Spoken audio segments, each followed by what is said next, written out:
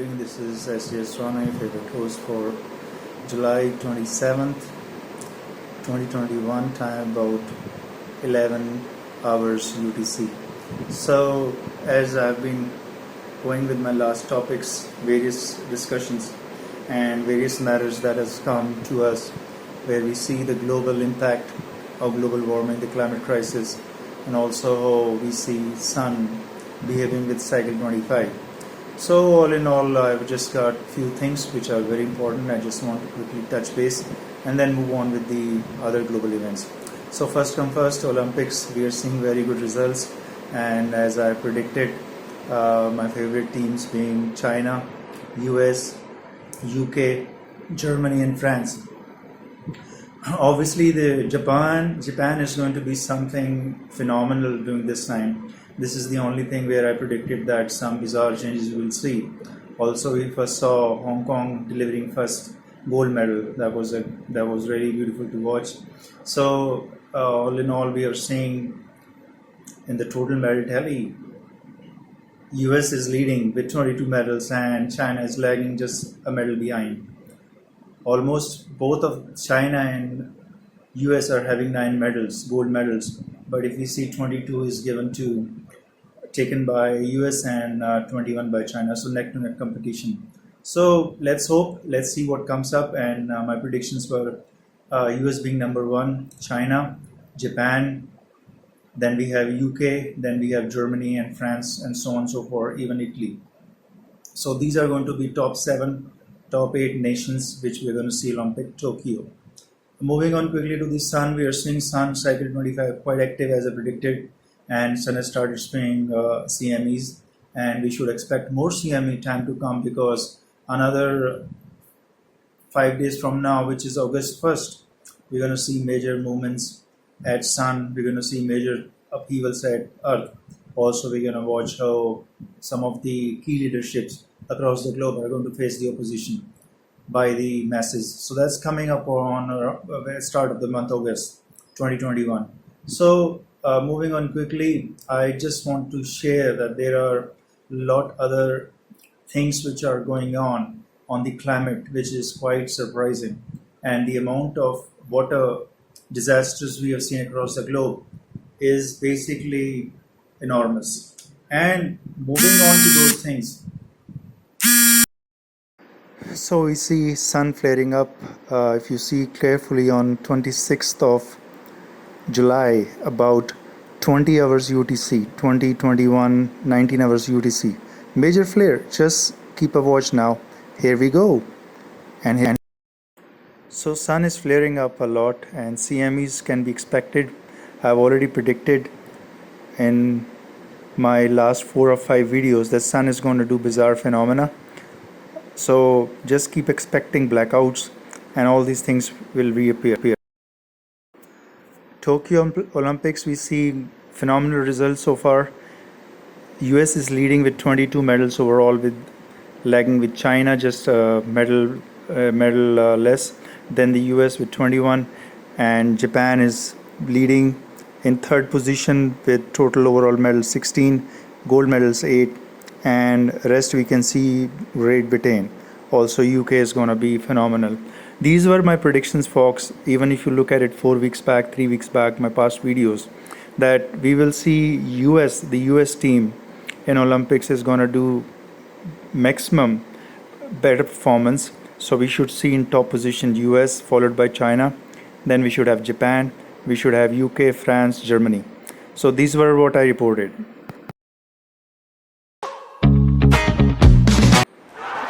Okay folks, this is a very great moment for Hong Kong, people of Hong Kong. They are celebrating the first gold medal, and this is such a phenomenal event. Just in the early stages of Olympics, Hong Kong have scored a gold medal, which is phenomenal for a small nation like Hong Kong. And obviously Hong Kong has a unification with China in time to come, which I do see will take place. So they are aware of that part, and we'll see how people are celebrating here. So folks, this is very good moment. I would like you to share this moment for this Hong Kong event.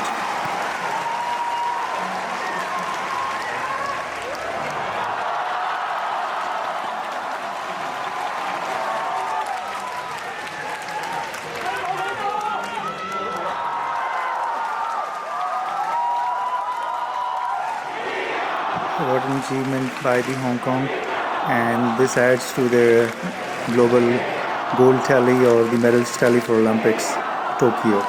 Quickly moving on to India, as we have indicated in last session, I have informed that Secretary of the State of the US, Mr. Antony Blinken, has been visiting India and has been raising a lot of different concerns and issues and trying to improve bilateral ties with the US and India, forging new relations, trying to understand the stability in the South Asia region. Specifically, Mr. Antony has been raising the issue of human rights of India because there are many reports in the Washington state reports where a lot of abuses, violations by India has been seen observed. And recently the custodial death of Stan Swamy was basically a shaker and mover for the whole world, which witnessed how India democracy is functioning and how come UAPA laws are so lousy that it can basically infringe upon any sort of freedom or right which is provided by the democratic nations. So moving on, we also know that US and the India has good defense ties because they are partners in many agreements, COMCASA, STA1 clearance, and SPAC. Okay. However, recent India purchase of Russia's S400 anti-system has upset the US Defense Secretary. Basically, in the last meeting with Lloyd Austin, Defense Secretary of the US, with India Defense Secretary, Mr. Rajnath Singh, they have clarified that they'll be forging better relationship for Indo-Pacific defense deal, even the patrolling of Indian IOR, Indian Ocean regions. Both of the defense secretaries agree that India and US needs to have a greater contribution towards the South Asia stability. Also, the key issue is the Afghanistan stability. So all these areas where US is seeing India as a good partner, but it doesn't like, it's feeling very uncomfortable now as India is committed to import Russia's S400, which is a state-of-art defense missile system, which US is trying to say that it can provide the patriotic system, the Patriot systems, the Patriot missile system. However, India is not ready to buy those, but it's having other defense deals. So we'll see how this will pan out, but we know that there is something going on with that part. So quickly moving on, there is another concern, which is the USTR, which is the US Trade Relations Body. It's trying to ask India why India is not opening up its financial investors to the US NYSE or be it New York Stock Exchange or the overall global implementations of investments to the US. So that is another area where they are going to go deeper into it. And I understand that USTR has many open issues with India, specific on high tariffs which India government has levied on the US products import into India. Also, there's a WTO basically agreement issue, whereas US has cited India violating the WTO agreements with the US. Basically, the import of dairy products from the US to India is also a key concern. So all these issues we see, they're going to basically now trying to iron out. And I hope Mr. Antony, Secretary of the State of the US visit to India will be some fruitful one, and they'll be able to lay emphasis on human rights and try to have India understand the importance of human rights. Also lay some good defense deals so they can have good cooperation, and if India agrees with US to import the Patriot anti-missile system, will be good. So also moving on quickly to the COVID-19 disaster, US is committed to help India because US has come out of the COVID disaster, and even though it is top almost with 35 million COVID cases, whereas India is scoring almost about 31 plus million COVID cases. So, but we know impending third wave of India, which I predicted long, will start in August. I've already predicted in past 4 or 5 videos for last 2 or 3 months that India third wave will start in August 2021. Yes, folks, of COVID-19. And I don't know how India government is going to fare up this time, but I know there'll be many cases and there'll be different unique strains of the virus which will appear just like Delta plus B.1.617.2 is already surfacing across the globe from India, known as India virus variant Delta. And we'll see how this is going to be contained this time. I hope India government will take some proactive actions.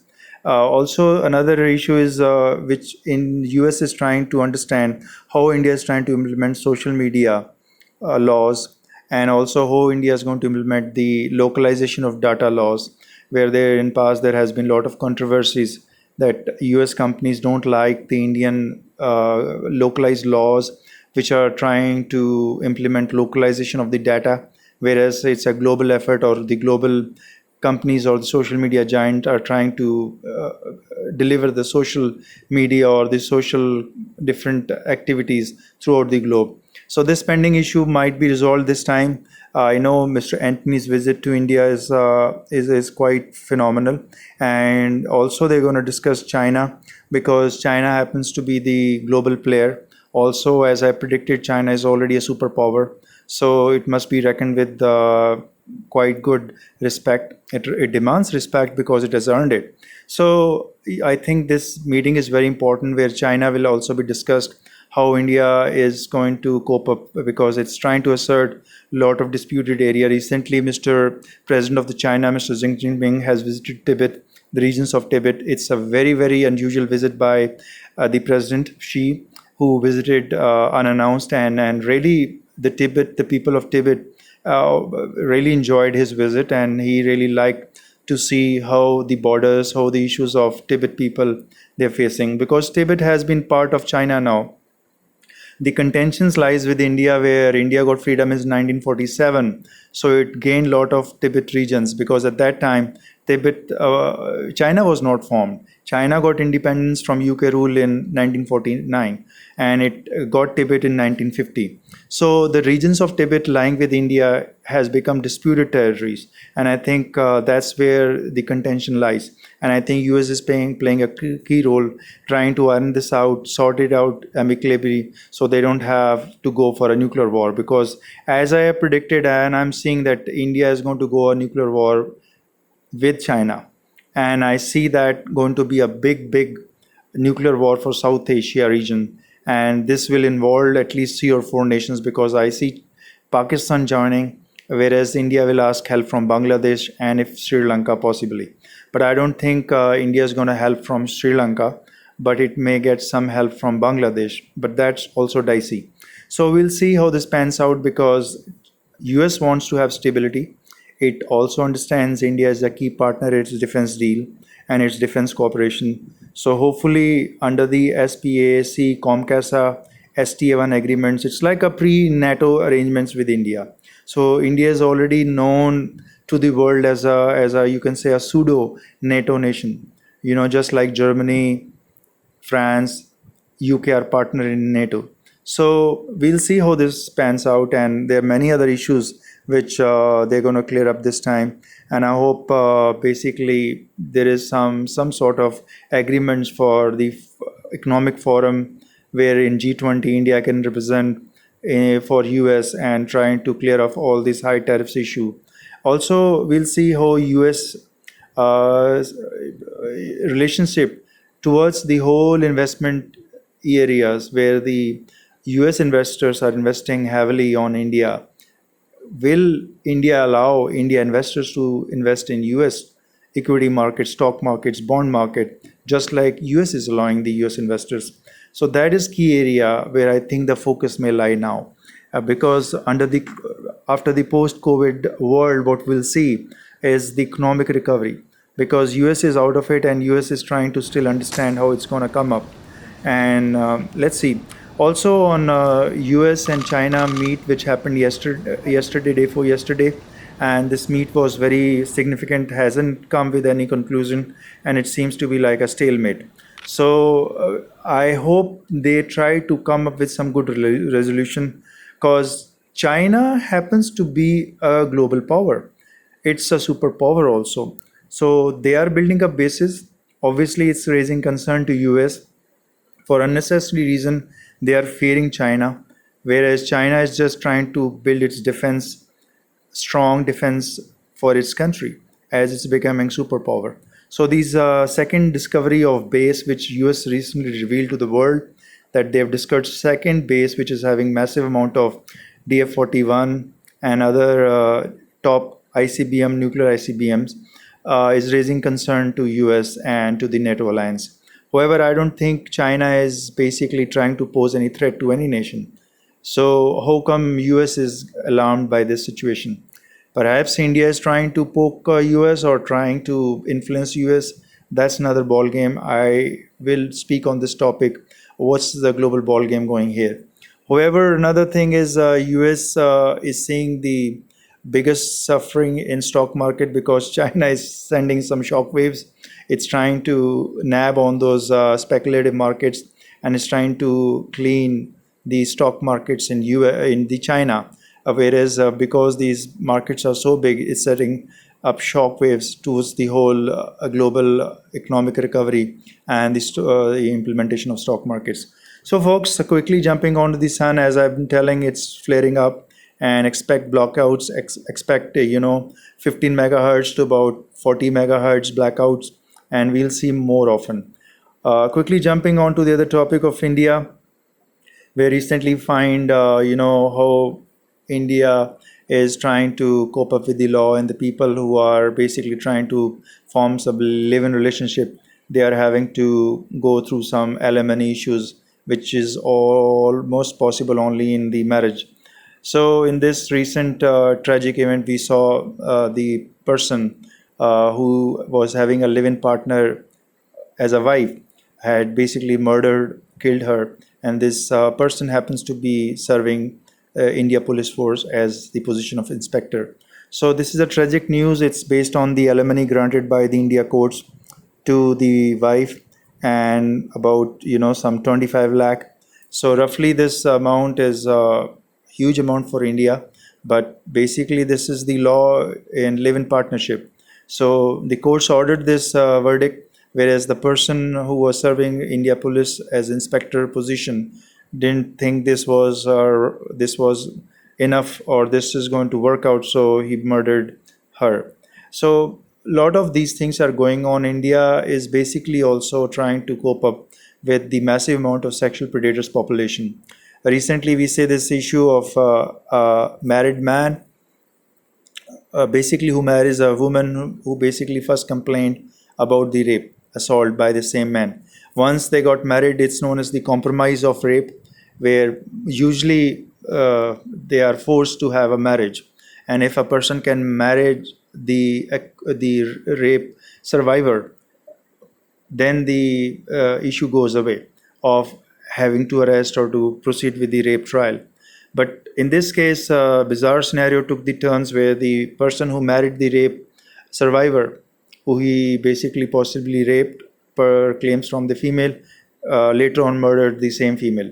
So folks, this is the reason why I lay emphasis on this, that it never works. So don't force rape accused to marry the rape survivor. This is never going to work, and this is the biggest problem which India judiciary must try to address. And I think females are raising this many times. I've been raising for almost 1 year that this will never work. Once there is any clause of sexual assault, there is no way of compromise. There is no way of having these two people live together, because there is a reason why a female approaches court when there is a sexual assault, aggravated sexual assault, and this cannot have any compromise. There can only be a two-way decision, whether it's the accused is convicted or it's not convicted. And in both the cases, basically the parties stand away, both of those. Okay, moving on quickly, how the human rights working in India, as I've been narrating my own ordeal living in India. As soon as I returned from US in 2009, basically from America, I returned to India in 2009 from Canada. I was working there. Before that, I was working in US from till 2007. So all this time when I've come here in India, I have observed that the human rights activist, even if slightly being human right, you face a lot of troubles. And that is what I'm narrating all the times, that while I've been trying to be a human right voice, but I'm not, you can say, a big player of human rights in India, because they circle you around. They don't like it. And the hate crimes towards the activist, social activist, or a human right activist is so much that even the Amnesty International, was shunted out of India a year ago. And this is quite a bizarre phenomenon. I mean, it's not a normal thing to understand. How could Amnesty International, which always fight for the human right, was shut the doors from the India government? So this basically is telling how India government is dealing with the issue of human rights or the personal liberties or the freedom of individual. I think there's another look which the Secretary of the State visiting India must ponder upon and take a deeper look how India is faring up. I have already given much details. My details are lying on internet. You can see over here. I have been telling, communicating all the time that even I, having a full knowledge of international laws, I've traveled to US. I've worked in US for almost 7-8 years. I've worked in Canada for 2-3 years, and returning to India, I do find myself constrained here. I do find covert tactics by India government authorities trying to pin me down if I try to speak. That's why I keep my doors locked up all the times of my home, where I reside here in Sasnagar 3B2, Mohali, India. I keep it locked all the times because I know I cannot trust people around. Many of them come up with the hate crime promoted by Indian authorities as a covert tactics or agenda. So these things is not conducive for a democratic nation. And India must try to come out of this stereotype and must try to foster human rights, freedom of thoughts, freedom of speech, which India judiciary is trying to tell India government. India judiciary is the only one which is standing for the human rights activists. And despite all these ordeals, I still stand alone because, as I keep saying, it takes nothing to join the crowd, but it takes everything to stand alone. And folks, this is so important that whenever it comes to human rights or the cause for fighting for social justice for people or citizens' innocence, you must stand. Whether you stand alone or you stand with 2 or 3 people or with the group, it doesn't matter. Your stand matters because that's what eventually will count. And that's the karma. This is called the good, benevolent karma of a person. So I understand how people do fear authorities and the government, but the fear is more by the government towards the awakened citizens. If citizens awaken and try to keep a watch on government so that they function properly, they do the things what they're supposed to do or their mandate in the or the agenda of the elections, then I think the government will do very good. Just like in US, look at how US functions. I mean, there are always fights between Republicans and the Democrats, but if you see, they later on come up with some good resolutions. And this is how the democracy is supposed to function. Okay, quickly moving on, as I have told last, that just my cell phone, working from my cell phone, I do a trace route on Google. You can see it hops 14 number of times. It took 105,000 milliseconds to complete my trace route. And I cannot believe I have to go through so many hops. Why? Because intermediary Indian surveillance state is monitoring every activity of my cell phone, of my internet. Why? It's not that I'm a big criminal or organized criminal here, just because I'm a human rights activist. And they fear truth tellers, so they keep a watch. Same goes with any of the things activity I do. The India government has become so acute now of the people who tell the truth that I tell you folks, they have put you on a secondary internet.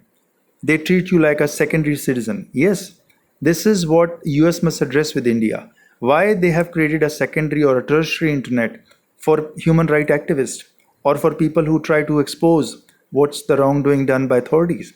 This is what I'm telling you the fact. I don't get to see the results when I do a search from my local internet provided here in India. I feel I get delayed news. I get delayed updates when I do a normal search. So they have put you on a secondary or tertiary internet which is localized in India, which they control, and they don't let you real time connect to the real internet. This is what's going on in India, folks. I just want to give you a revelation. And that is most dangerous thing a nation, a democratic nation like India could do to its law-abiding citizens. And that is what I want to reveal here. This is not going to function. You know my Twitter account, which was at sjsrana. was suspended in 2019 October for no good reason. Tutor could never tell me what laws or what policies I violated where they suspended my account at sjsrana because I was trying to reveal the truth. I was telling what's going on, what's right, what's not right. But they hated that part, and tutor could never reply me the reason why they suspended my account.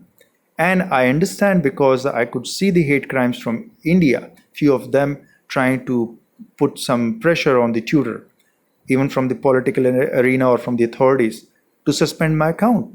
So, folks, this is the reality which India human rights abuses or violations are clearly evident. Not only they are using military grade EM weapons, electromagnetic weapons on citizens on the low level to the ground. Yes, about 1 or 2 meters from the ground. So they cannot be detected. They think people are fool. They can fool anyone because they have military grade EM weapons. But I tell you folks, these things don't work. They have been using for almost 5 years. I knew it, but I was trying to catch up with other activities for human rights, so I could not get time. But then I revealed what they're doing, and they got caught up. I know they got caught up. They are now scared because they were caught red-handed using the EM weapons. Yes, around my neighborhood. Can you imagine in a house? You can say next door or somewhere to my house, they are having EM weapons. They have authorized people there as India agents. You call it touts, I call it stooges, which they try to work on some deals supplying girls to them if they do this task. This is what's going on over here. If you try to tell the truth, they try to snub you. That's the problem with India authorities, that they don't like to hear the truth. But unless you try to enshrine what's written in the Constitution, you cannot have freedom, you cannot have a democratic way of living. So folks, here I take the leave, and this is my Instagram account. As you can see on my Facebook, fb.com/sjsrana555 or fb.com/trust1must or instagram.com/sjsrana. Also, I'm available on which is sjsrana@yahoo.com. You can reach me on my India number, which is +91 896 810 7947, provided Indian authorities allow you to proceed with the call, because I have seen many times they block or intercept my calls. And this is the freedom, or you can say human rights in India.